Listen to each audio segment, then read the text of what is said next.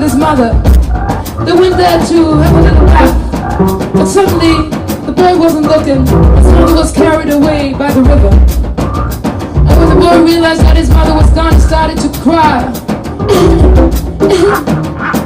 The river asked what is wrong. The boy went, I want my mother. Give me back my mother. The river answered, sorry, your mother is gone. I cannot give her back to you.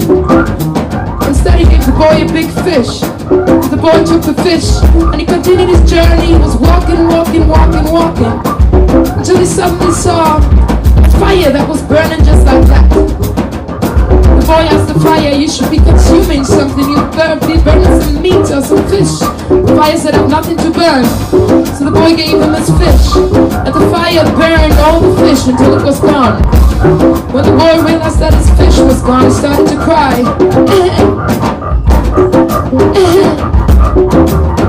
I want my fish, cause my fish from the river took my mother. I want my fish, cause my fish from the river took my mother. Oh, no way I can give you your fish, said the fire. So instead he gave the boy some charcoal. The boy took the charcoal and he continued his journey, and he was walking until he saw a blacksmith who was making hoes. And he was using just stones, cold stones to build his hoes. And the boy said, you should use some fire.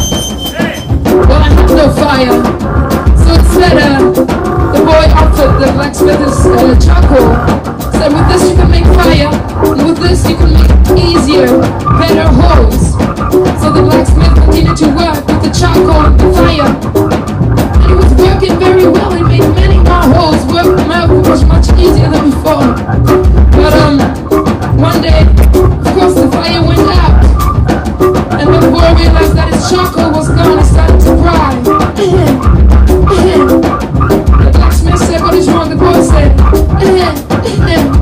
I want my chocolate from the fire. The fire took my fish, the fish from the river took my mother. I want my chocolate from the fire took my fish, the fish from the river took my mother. Well, I can't give you back your charcoal, it's been used up, said the blacksmith. Instead he gave the boy a hoe, and the boy took the hoe, and he continued his journey.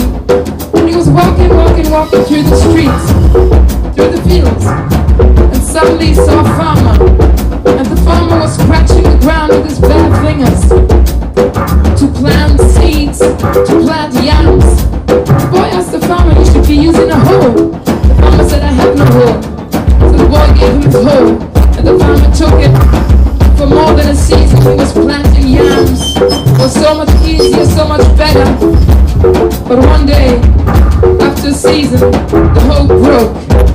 And when the real boy realized that his hoe had broken, he started to cry. What is wrong? Asked the farmer. The boy went,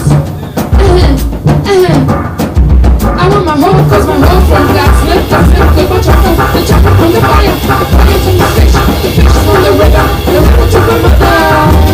I want my hoe, cause my hoe from blacksmith took my chocolate, the chocolate from the fire took my fish, the fish from the river took my mother.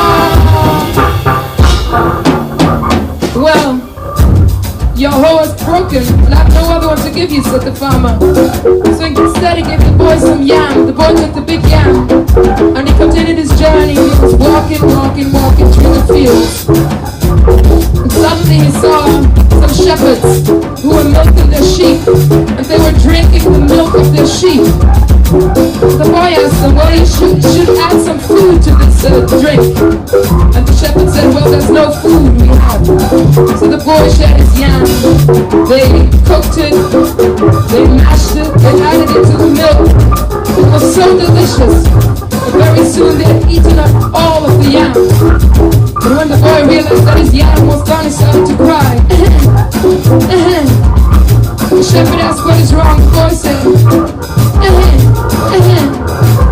I want my yam, cause my yam from the farmer. The farmer took my hoe, the hoe from blacksmith took my chocolate, the chocolate from the fire took my fish, the fish from the river took my mother. I want my yam, cause my yam from the farmer took my hoe, the hoe from blacksmith took my chocolate, the chocolate from the fire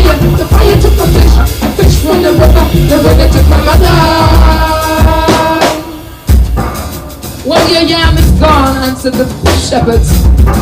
And all they could offer in return was a huge pot of milk. The boy took the milk and he continued his journey. He was walking through the fields. And then he saw a stone. And the stone was standing in the hot sun. And the boy asked the stone, "Stone, you should move into the shade. Are you not feeling hot?"